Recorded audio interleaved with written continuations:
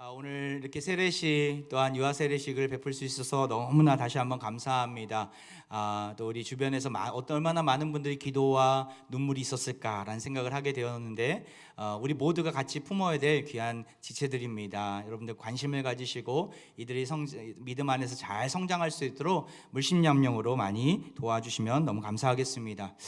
세상에는 위대한 인물들이 참 많이 있습니다. 그들을 가리켜서 성인이라고 부릅니다.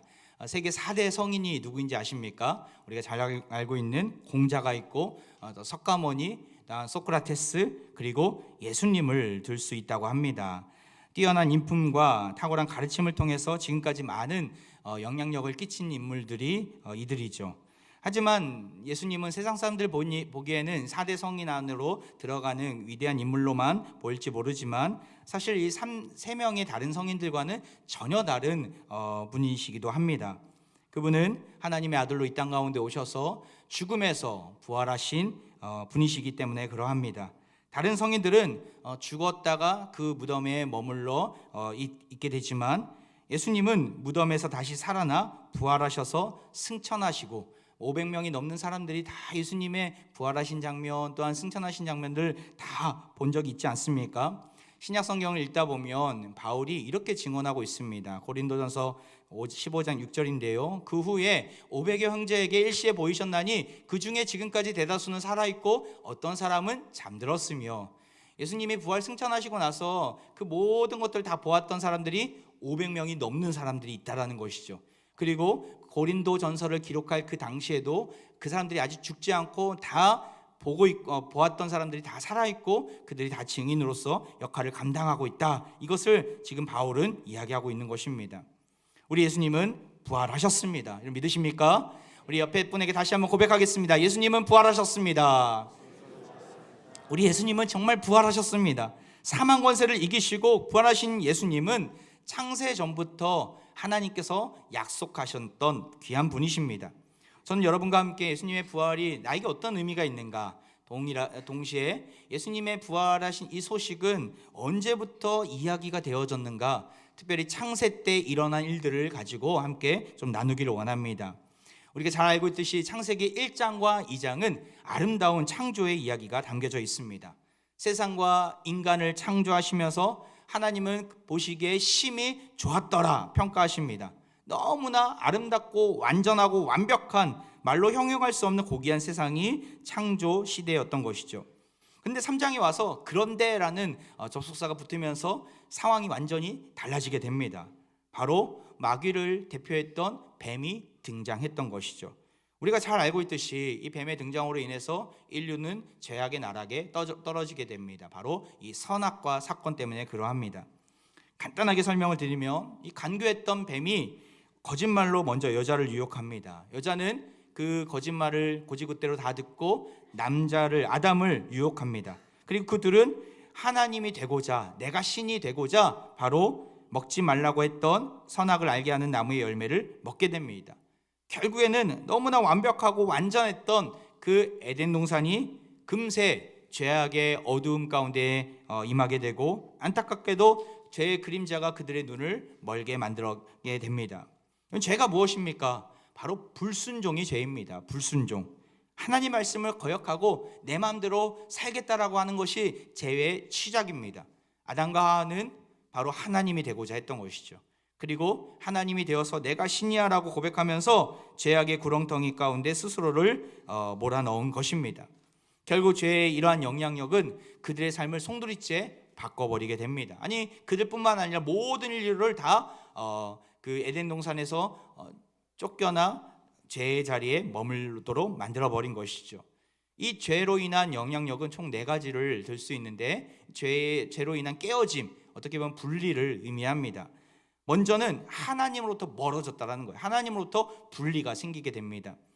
그들을 하나님은 찾으셨어요. 하지만 그들은 고개를 빳빳이 들면서 하나님을 떳떳하게 볼 수가 없었습니다. 어떻게 됩니까? 창세기 3장 8절을 보면 그들이 그날 바람이 불 때에 동산에 거니시는 여호와 하나님의 소리를 듣고 아담과 그의 아내가 여호와 하나님의 낯을 피하여 동산 나무 사이에 숨은지라. 하나님의 얼굴을 볼 수가 없었어요. 그리고 동산 나무 사이에 숨게 되는 일이 벌어진 것이죠. 그전만 해도 하나님의 소리가 들리면 하나님과 교제하고 싶어서, 하나님과 만나고 싶은 마음이 간절해서 늘 주님과 대화 나누면서 에덴 동산에서 살았다면, 이제는 하나님으로부터 멀리하는 그들의 모습을 보게 됩니다. 죄 가운데 있으면 완전한 선이신 하나님으로부터 멀어질 수밖에 없다라는 것을 우리는 알아야 합니다. 또 누구와의 분리입니까? 바로 인간과 인간 사이의 분리가 경험되어집니다. 자, 창세기 3장 7절인데요. 우리 같이 한번 읽어볼까요? 시작. 이에 그들의 눈이 밝아져 자기들이 벗은 줄을 알고 무화과 나무잎을 엮어 치마로 삼았더라. 서로 눈이 밝아졌어요. 눈이 밝아지니까 무슨 일이 벌어집니까? 서로의 몸을 쳐다보지 못했던 것이죠. 부끄럽고 너무나 수치심 가운데 있음을 경험한 것입니다. 이들은 지금 부부관계 아닙니까? 한 몸을 이룬 관계예요. 한 몸을 이루었다는 것은 서로의 연약한 부분들도 보듬어 안아주고 서로의 부족한 부분이 있다면 채워주는 아름다운 하모니를, 조화를 이루어야 되는데, 죄가 들어오니까 서로가 서로를 쳐다보지 못하는 일이 벌어지게 된 것입니다. 죄는 관계를 파괴합니다. 어떤 관계요? 부부간의 관계, 부모와 자녀과의 관계, 이웃간의 관계를 파괴하고 만남을 거부하게 만듭니다. 서로를 떳떳하게 보지 못하도록 하는 것이 죄 때문에 그렇습니다. 서로를 이해하지 못하고 어떤 문제가 터졌을 때 남 탓하는 그 인간의 모습을 여기서 보지 않습니까? 선악과의 이 문제가 터졌을 때 하나님은 그들에게 왜 그랬냐고 물어봅니다. 그때에 하와는 저 뱀 탓을 합니다. 아담은 하와 탓을 합니다. 서로 책임을 떠넘기는 모습을 우리는 창세기 3장에서 볼 수 있게 됩니다. 이 죄의 결과로 생긴 안타까운 일인 것이죠. 인간과 인간 사이에 분리가 생겼다라는 거예요. 나아가 죄로 인해서 인간과 자연 사이에 분리가 생겼어요. 창세기 3장 18절을 보면 땅이 내게 가시덤불과 엉겅퀴를 낼 것이라. 무슨 말입니까? 에덴 동산은 인간이 살기 가장 최적화된 세상 아닙니까? 하나님께서 명하신 일들을 감당하면서 자연에서 여러 가지 소산물들을 먹으면서 자연과 조화를 이루었던 아름다운 세상이 에덴 동산이었는데, 그들은 이제 가시덤불과 엉겅퀴로 고통을 당하는 처지에 이르게 됩니다. 그들은 죄가 있기 전에는 벗은 몸으로 살고 있었어요. 벗은 몸으로 살 수 있었다는 것은 위험 요소가 없었다라는 것이죠. 우리가 지금 당장이라도 어떤 숲속에 들어가서 다 벗고 있어 보십시오. 어떤 일이 벌어집니까? 온갖 해충이 다 달라붙을 것입니다. 그리고 날짐승이 우리에게 해를 끼칠 것입니다. 에덴 동산은 그러한 일이 없었다라는 거예요. 벗고 있었다라는 것은.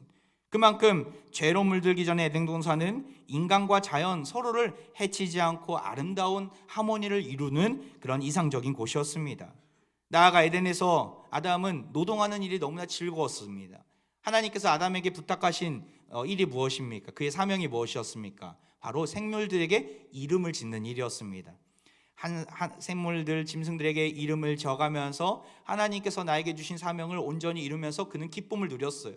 피곤해하지 않았고 머리 아파하지 않았고 또한 그것이 너무나 큰 기쁨의 일이었습니다. 근데 이제는 상황이 달라진 거예요. 가시덤불과 엉겅퀴를 땅에서 내면서 자연은 인간을 괴롭히는 세상이 된 것이죠.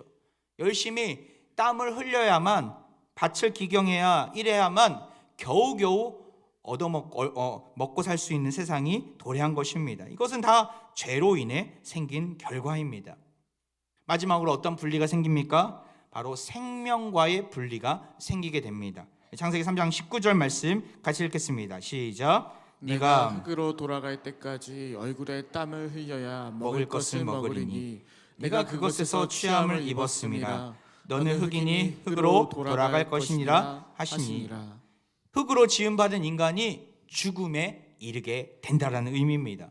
그 전까지만 해도 죽음이라는 것이 무엇인지 몰랐고 죽음을 경험해 본 적도 없었습니다. 하지만 죄로 인해서 이 죽음은 도래하게 됩니다. 선악과를 먹으면 반드시 죽는다는 하나님의 심판이 우리에게 찾아온 것입니다. 죄로 인해서 네 가지 분리가 생겼다라고 말씀드렸는데, 네 가지 분리. 첫 번째는 누구의 분리입니까? 인간과 하나님과의 분리. 두 번째는요, 인간과 인간 사이의 분리. 세 번째는요, 자연 환경과 조화롭게 살지 못해요. 자연 환경과의 분리. 네 번째는 생명, 죽음을 경험하는 생명과의 분리를 그들은 경험했던 것이죠. 아니, 아담과 하와뿐만 아니라 모든 인류가 이러한 죄의 결과 아래, 영향력 아래 놓이게 된 것입니다. 하나님의 심판으로 인류는 괴로움과 고난의 자리에서 이런 안타까운 깨어짐의 역사를 경험하면서 매일매일 하루하루의 삶이 두려움과 또한 여러 낙심의 자리에서 머물게 된 것입니다. 하지만 감사한 것은 하나님은 이 깨어짐과 이 두려움과 이 분리를 벗어날 수 있는 해결책을 마련해 두셨다라는 거예요. 우리가 구약 성경을 읽을 때에 놓쳐서는 안 될 한 가지 명제가 있습니다. 따라해 볼까요? 하나님은 심판하시나 구원하신다. 하나님은 심판하시나 구원하신다라는 이 명제를 여러분들 염두에 두고 성경을 읽으시기를 바랍니다. 하나님은 심판하시나 오직 은혜로 그의 신실한 백성들을 반드시 구원해 주십니다.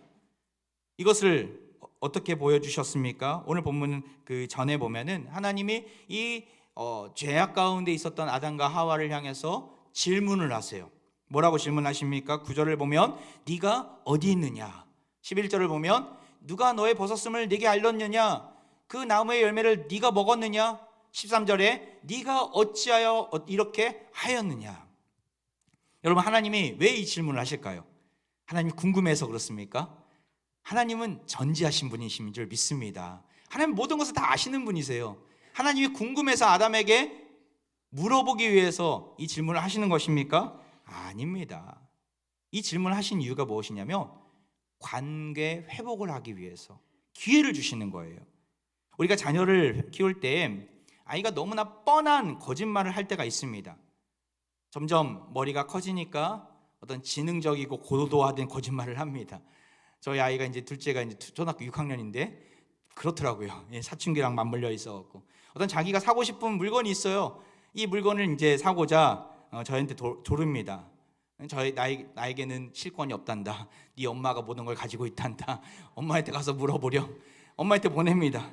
그러면 이 공을 엄마한테 토스하면 그 엄마가 엄마한테 다가간 이 아이는 뭐라고 얘기하냐면 아빠가 허락했어.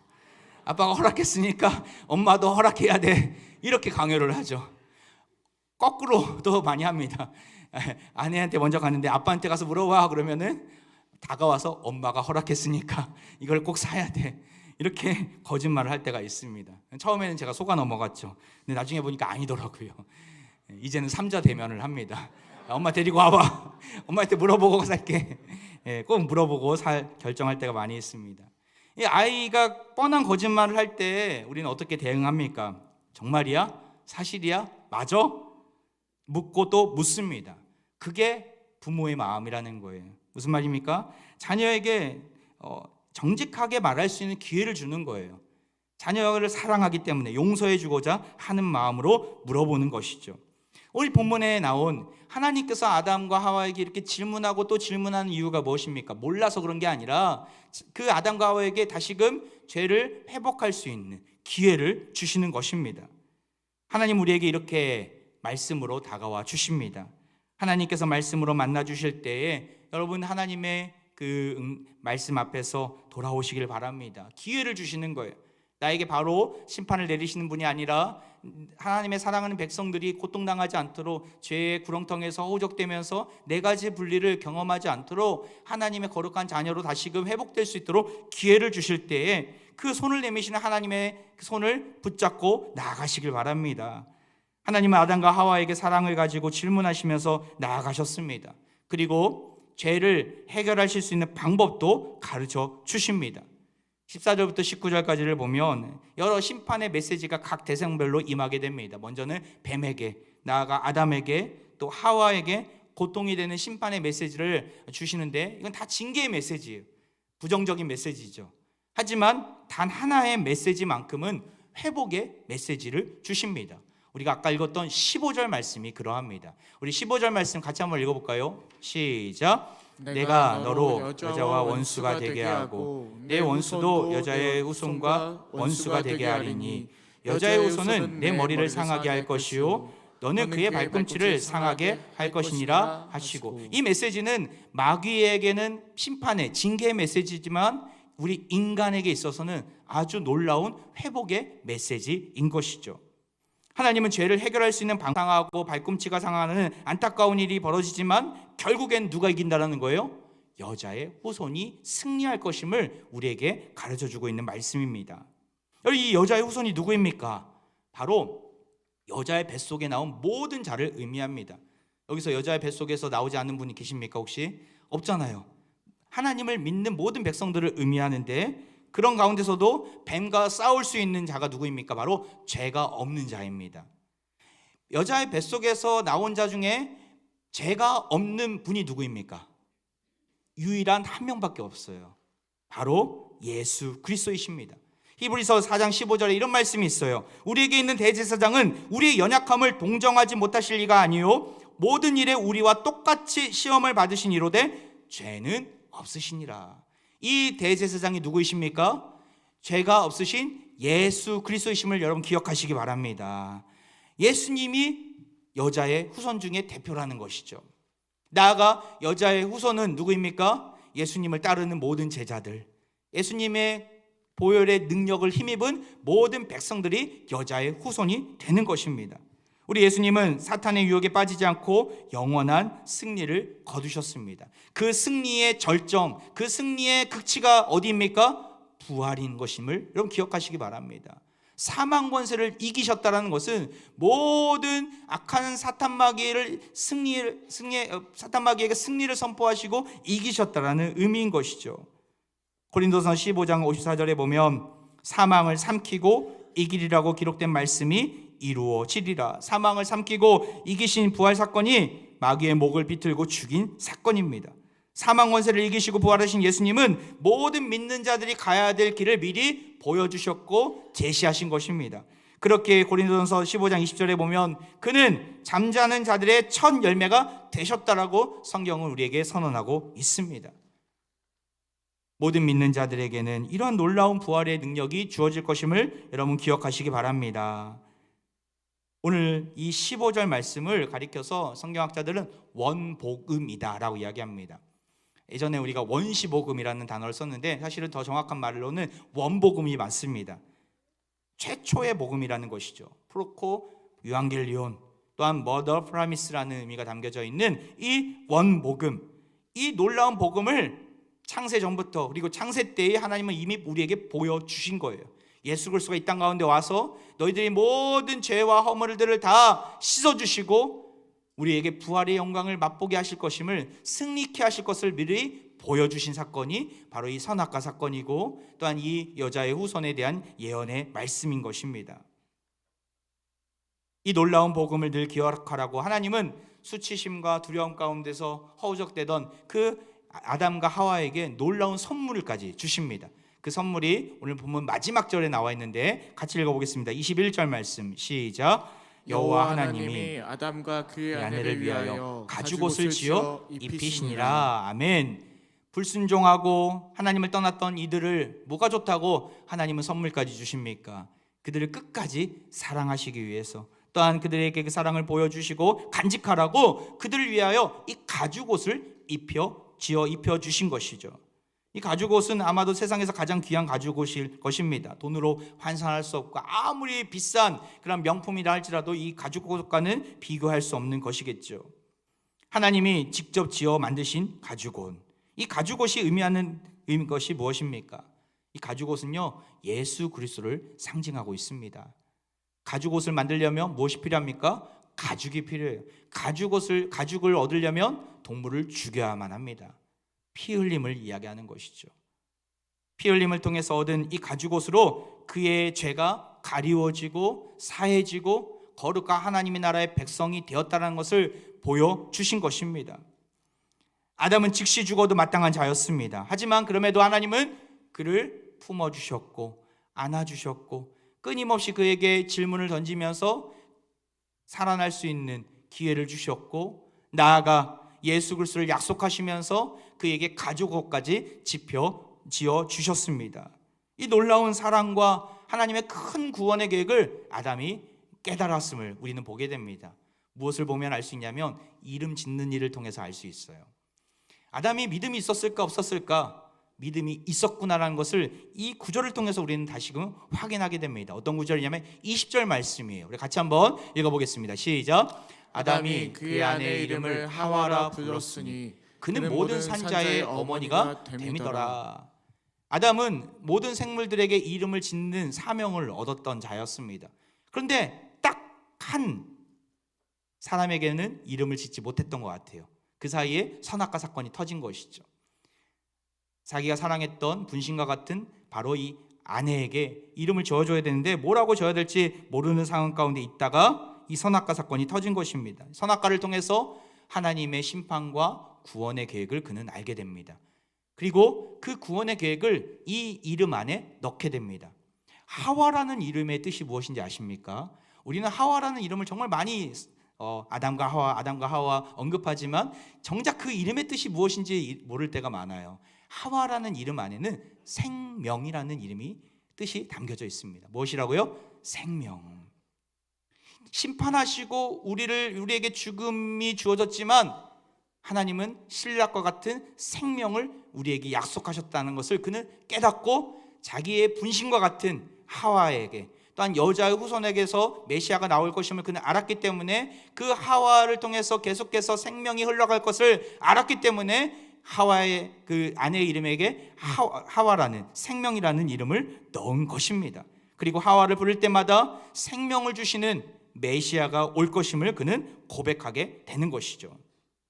죄로 인해 고통받은 인류를 향해 사망을 이기시고 부활의 능력을 보여주신 그 예수님을 아담도 흐릿하지만 믿고 있었고 그 사실을 하와라는 이름을 지으면서 그는 고백하고 있는 것입니다. 예수 그리스도를 믿는 모든 여자의 후손들은 모두가 이 부활의 영광을 맛보게 되기 때문에 아담이 믿었던 그 메시아를 우리도 같이 소망하고 있는 것입니다. 저와 여러분이 여자의 후손들입니다. 결국에는 부활의 영광을 맛보게 될 것입니다.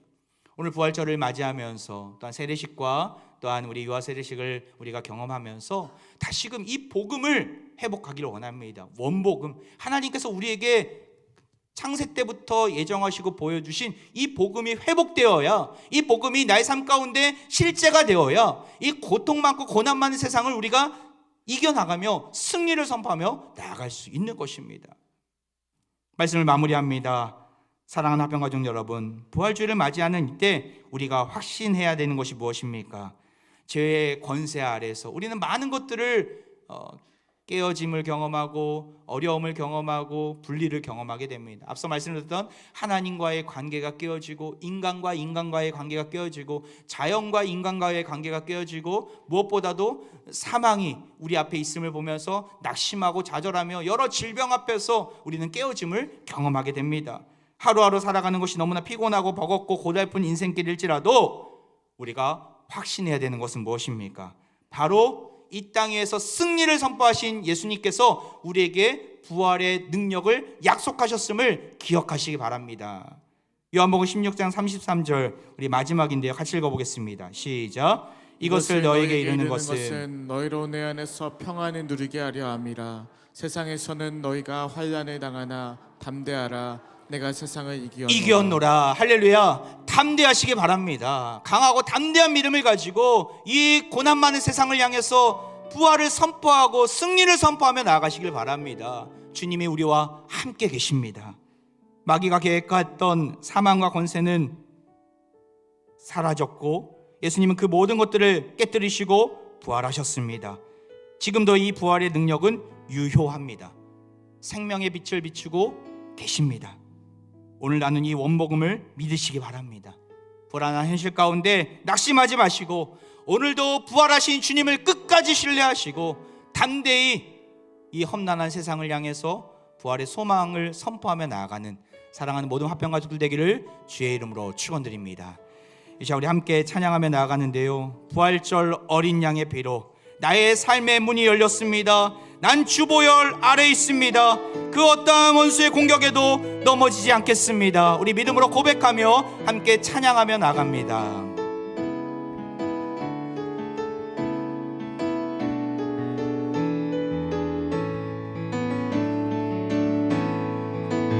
유월절 어린 양 양의 피로 나의 삶의 문이 열렸네. 저 어둠의 권세는 힘이 없네. 주 보혈의 능력으로 원수가 날 정죄할 때에도 난 의롭게 설 수 있네. 난 더 이상 정죄함 없네. 난 주 보혈 아래 있네. 난 주 보혈 아래 있네. 난 주 보혈 아래 있네. 그 피로 내 죄 사했네. 하나님의 눈길 날 거룩해 하시었네. 난 주 보혈 아래 있네. 난 원수의 어떠한 공격에도 더 이상 넘어지지 않네. 난 주 보혈 우리 다시 한번 찬양합니다. 6월절 어린 양의 피로, 6월절 어린 양의 피로 나의 삶의 문이 열렸네. 저 어둠의 권세는 힘이 없네. 주 보혈의 능력으로 원수가 날 정죄할 때에도 난 의롭게 설 수 있네. 난 더 이상 정죄함 없네. 난 주 보혈 우리 다 같이 손 들고 찬양합니다. 난 주 보혈 아래 있네. 난 주 보혈 아래 있네. 그 피로 내 죄 사했네. 하나님의 긍휼 날 거룩해 하시었네. 난 주 보혈 아래 있네. 난 원수의 어떠한 공격에도 더 이상 넘어지지 않네. 난 주 우리 마지막으로 난 주 보혈 아래 있네. 난 주 보혈 아래 있네. 그 피로 내 죄 사했네. 하나님의 긍휼 날 거룩해 하시었네. 난 주 보혈 아래 있네. 난 원수의 어떠한 공격에도 더 이상 넘어지지 않네. 난 주 보혈 아래 있네.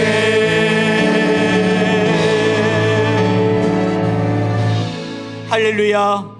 죄 많은 우리를 끝까지 품어주신 하나님을 찬양합니다. 아담과 하와처럼 죄악의 자리에서 하나님을 멀리하고 주변 모든 것들과 분리되고 끼어졌던 우리를 이 시간 긍휼히 여겨 주옵소서. 우리를 위해 죄악에 가득한 세상에 오셔서 고난받으시고 죽으셨다가 다시 부활하신 주님만을 끝까지 신뢰하게 하옵소서. 주님을 믿는 우리에게도 부활의 능력이 있음을 믿사오니 이 시간 다시 살아나는 은혜를 허락해 주옵소서. 이미 보장된 승리를 확신하고 하나님의 큰 구원을 날마다 경험하는 우리 모두가 되게 하여 주옵소서. 이 시간 병든 육체와 상한 마음 위에 손을 얹고 기도합니다. 긍휼이 풍성하신 하나님 아버지, 모든 고통 속에서 우리를 구원하신 주님을 바라봅니다. 이 시간 우리의 연약한 부위를 어루만져 주시고 치유하여 주시고 예수 그리스도의 이름으로 회복시켜 주옵소서. 사랑하는 모든 주의 자녀들이 처한 그 상황을, 비참한 상황을 아시오니 이들의 신음 가운데도 귀를 기울여 주시고 낫게 하시고 강건케 하여 주옵소서. 지금 이 자리에서 부활의 능력을, 치유와 회복의 능력을 보여 주옵소서. 부활의 첫 열매로 보이셔서 승리를 약속하신 예수 그리스도의 이름으로 간절히 기도하옵나이다.